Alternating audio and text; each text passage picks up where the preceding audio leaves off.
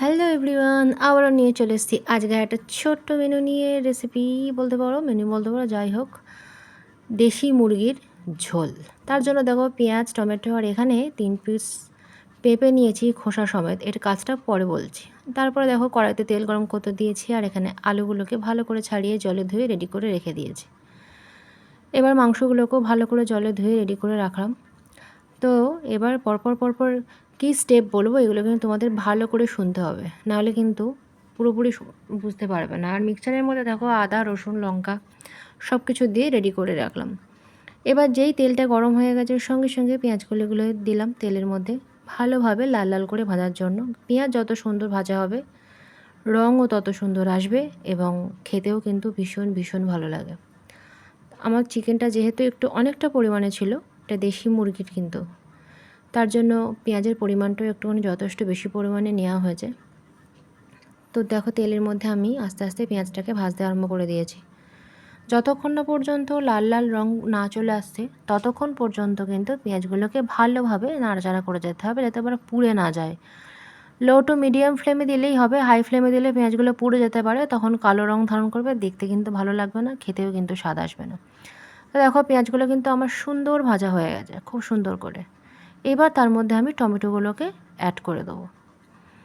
টমেটোটাকেও কিন্তু 2টো বড় টমেটো নেওয়া হয়েছে। মাংস যে অনুপাতে হবে সে অনুপাতেই কিন্তু আদা, রসুন, পেঁয়াজ তো তোমরা জানোই, তাও আমি একবার বললাম।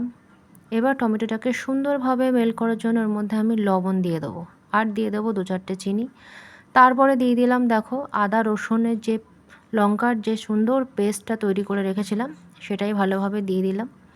দিয়ে আবারও ভালোভাবে নাড়তে থাকবো যতক্ষণ না পর্যন্ত পেঁয়াজের সাথে আদা, রসুন, কাঁচা লঙ্কার যে পেস্টটা আমি দিলাম সেটা ভালোভাবে মিশে না যায়, আর রসুনের যে কাঁচা গন্ধটা আছে যেন পুরোপুরি যতক্ষণ না চলে যাবে ততক্ষণ পর্যন্ত ভাজতে হবে।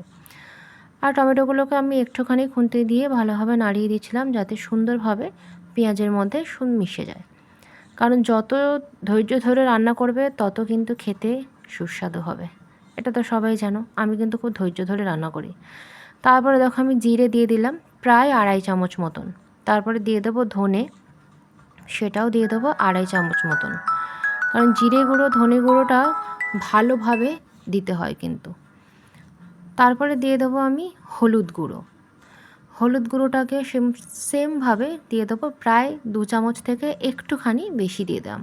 আবার তার মধ্যে দিয়ে দিলাম কাশ্মীরি লঙ্কার গুঁড়ো কালারের জন্য, কারণ যত সুন্দর রং আসবে দেখতেও ভালো লাগে। আর এটা যেহেতু সুন্দরভাবে প্রসেসিংয়ে একটা রান্না চলছে সেজন্য একটুখানি কালারটা করার চেষ্টা করলাম। তো দেশি মুরগির ঝোল কিন্তু খেতে কিন্তু দারুণ লাগে, দারুণ।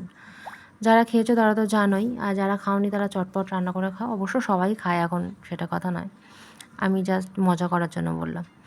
দেখো আমার মশলাটাগুলো সব দিয়ে উপকরণগুলো সব রেডি হয়ে গেছে।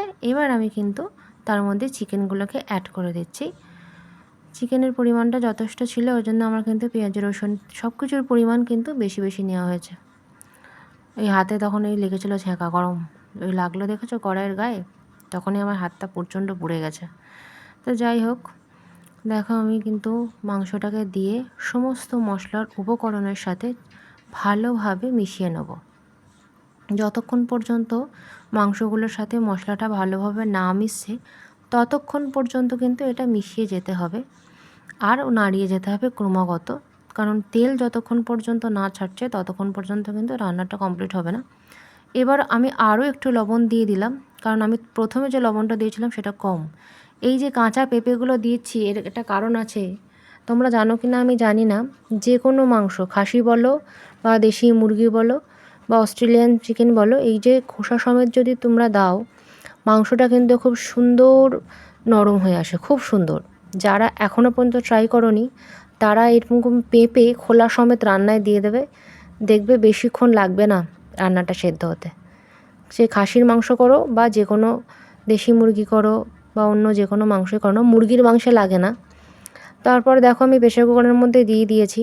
দেওয়ার পরে যখন দেখছি যে ফুটতে আরম্ভ করে দিয়েছে ভালোভাবে, তখনও আবার একটুখানি সুন্দরভাবে নাড়িয়ে নেব। রঙটা কিন্তু খুব সুন্দর চলে এসছে, তেলটাও আস্তে আস্তে ছাড়তে আরম্ভ করে দিয়েছে। এবার আমি প্রেসার কুকার থেকে আবারও ভালোভাবে নাড়িয়ে নিতে হবে, কারণ তলায় লেগে যাওয়ার সম্ভাবনাটা থাকে। সেই জন্য আমি কড়াই থেকে কিন্তু প্রেসার কুকারে দিয়ে দিয়েছি, তার কারণ আমি এবার সিটিতে দিয়ে দেবো। অনেকক্ষণ কষা হয়ে গেছে এবং কষাটা বেশ সুন্দর রেডি হয়ে গেছে। তো উপর থেকে দেখো আমি আলুগুলোকেও দিয়ে দিলাম। আলুগুলো উপরে দেওয়াই ভালো, কারণ নিচে দিলে আবার গলে যাওয়ার সম্ভাবনাটা বেশি থাকে। তার মধ্যে দেখো পরিমাণ মতন গরম জল আমি অ্যাড করে দিলাম, দিয়ে খুন্তি দিয়ে আবারও ভালোভাবে একটু নাড়িয়ে প্রেসার কুকারে ঢাকনাটা আমি এবার লাগিয়ে দেব। ম্যাক্সিমাম 5টা সিটি যথেষ্ট, কারণ ওই যে পেঁপেটা দেওয়া হয়েছে না খোলা সমেত, ওতেই কিন্তু কামাল হবে। তোমরা যদি এরকম প্রসেসে কোনো দিন না করে থাকো, পেঁপের গুরুত্ব খোলা সমেত রান্না যদি না জেনে থাকো, তাহলে কিন্তু আজকে আমি টপিকটা বললাম তোমরা জেনে নাও। পেঁপে কিন্তু ভীষণ, খোলা সমেত পেঁপে কিন্তু রান্নার জন্য খুব উপকারী। তোমরা খাসির মাংস যখন করো তখনও অ্যাড করবে, বা যেরকম দেশি মুরগি কিন্তু করতে গেলেও অ্যাড করতে পারো। তা আমি 5টা মতন সিটি দিয়েছিলাম। তারপরে দেখো রেডি গরম গরম দেশি মুরগির ঝোল। কেমন হয়েছে দেখতে সেটা তোমরাই বলো। খেতে তো আমার দেখে মনে হচ্ছে খুবই সুস্বাদুই হবে। এবার উপর থেকে আমি একটুখানি গরম মশলা ছড়িয়ে দেবো গন্ধের জন্য। আর খেয়ালি রান্নাঘর থেকে গরম গরম মাংসের ঝোল রেডি।